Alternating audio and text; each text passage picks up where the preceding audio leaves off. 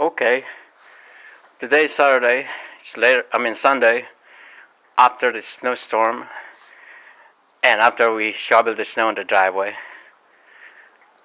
And I'm taking a short video of it. We work on it for almost 3 hours. Me, my wife, and my son. And I'm on the driveway. You can tell. You can see the snow or the ice now because it's still cold. And I'm going away from my garage. Ugh, I almost slipped, and I'm slipping. Phew.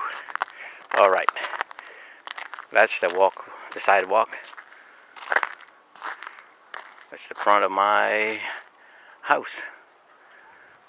You can see the other car is the snow is still on top of it. I only did the driveway where I can take the other car out. Later in the day, we might go to the mall. If I don't stop slipping here, I've been slipping and sliding. Ooh. Okay. This is how it looks after we did this shoveling. I'm so tired.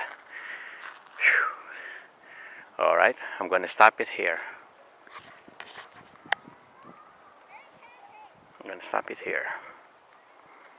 And you can still see the snow on top of my roof.